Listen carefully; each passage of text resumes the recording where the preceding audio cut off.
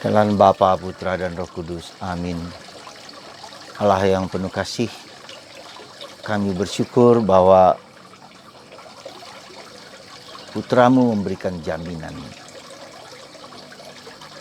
Jaminan keselamatan kalau kami percaya, melihat, dan mengalami, percaya, yakin pada Yesus. Kami akan mengalami kehidupan kekal keabadian. Syukuri Tuhan atas jaminan ini.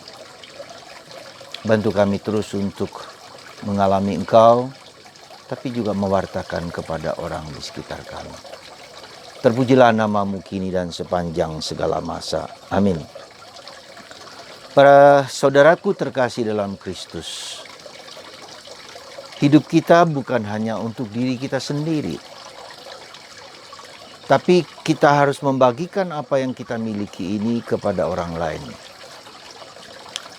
Dan itulah yang terjadi dengan para rasul. Ketika mereka dianiaya karena berbeda pendapat, pengalaman, dan keyakinan, mereka tersebar kemana-mana.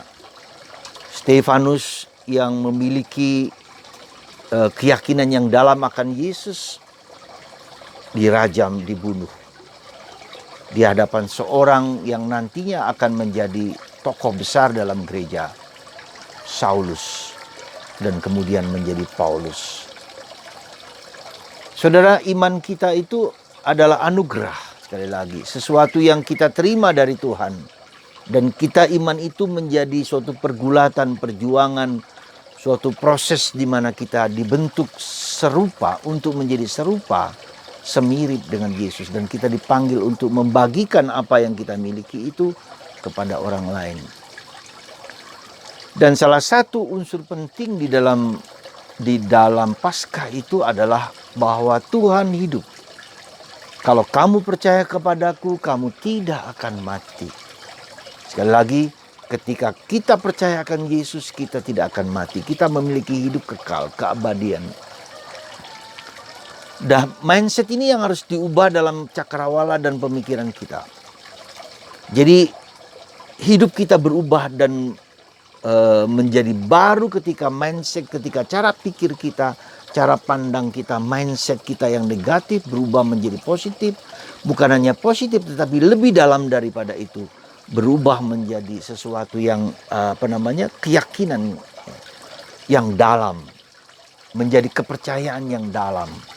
Maka kita diberi anugerah iman, harapan, dan kasih yang merupakan anugerah dari Tuhan, supaya mindset kita, cara pikir kita, cara pandang kita itu berubah.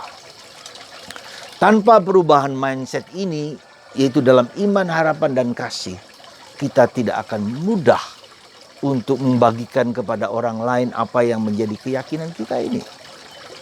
Ya. Dan itulah yang menjadi kunci kita dalam Paskah itu. Ya. Dan keyakinan mindset ini adalah sesuatu yang Tuhan curahkan kepada kita, yang Tuhan berikan kepada kita, yang Tuhan limpahkan kepada kita. Maka ketika para rasul tahu bahwa Yesus bangkit, Yesus hidup, mereka menjadi gembira, menjadi sukacita, menjadi mewartakan segala sesuatu kepada segala bangsa. Akulah roti hidup. Barang siapa makan rotiku ini akan hidup kekal dan tak akan mati. Nah, ini mindset saudaraku terkasih. Maka kalau kita mau berubah dari tahun ke tahun, mengubah mindset ini. Ketika mindset ini kita tidak ubah dan mohonkan supaya mindset ini berubah, maka kita akan menjadi tetap manusia lama. Dari tahun ke tahun tetap menjadi manusia lama. Maka kalau kita perhatikan bagaimana cara mengubah mindset, seringkali mengubah mindset justru lewat penganiayaan, lewat penderitaan, lewat salib. Seperti tadi dalam bacaan pertama. Ketika para rasul dianiaya, ketika mereka dikejar-kejar, mau dibunuh oleh Saulus dan teman-teman. Ya, lalu mereka menyebar kemana-mana. Mewartakan kabar Kristus kemana-mana. Dan orang mewartakan Kristus yang hidup, yang bangkit, dan orang menjadi percaya. Orang sakit disembuhkan, orang timpang disembuhkan. Ya, jadi saudaraku terkasih dalam Kristus, mari kita tidak hanya beriman hanya untuk diri kita sendiri, tetapi bagikanlah itu kepada orang lain. Kepada siapapun, kabar sukacita akan Yesus yang hidup, akan Yesus yang menang, akan Yesus yang jaya kepada siapapun juga. Dan itu harus kita ubah sendiri dengan mindset kita. Kita harus bergembira dulu, kita harus bersukacita dulu, kita harus menjadi pribadi yang sukacita dan kepada orang lain, sehingga orang melihat perubahan dalam hidup kita. Seperti kita lihat dalam kisah para rasul, orang-orang tertarik menjadi Kristen karena terjadi perubahan mental, perubahan signifikan, perubahan mindset orang-orang Yahudi, ya, dari orang yang sedih, susah menjadi gembira, sukacita, menghayati Kristus dengan sukacita. Apakah Anda menghayati Kristus dengan sukacita? Itu terjadi kalau mindset kita berubah. Kalau cara pikir kita berubah, cara pandang kita berubah dari yang negatif, dari yang jelek, dari yang marah, dari yang dosa menjadi yang baik. Ya, jadi coba saudaraku terkasih, apakah mindset Anda berubah? Apakah dengan pasca ini hidup kita berubah? Mudah-mudahan semua yang kita jalani berubah dan kita yakin Yesus, Raja semesta alam, mengubahnya. Dan kita penuh sukacita. Meski mungkin kita menderita, mungkin kita susah-susah dengan problem yang kita hadapi di sekitar, tapi Yesus akan mengubah dan memiliki, akan menang, akan jaya.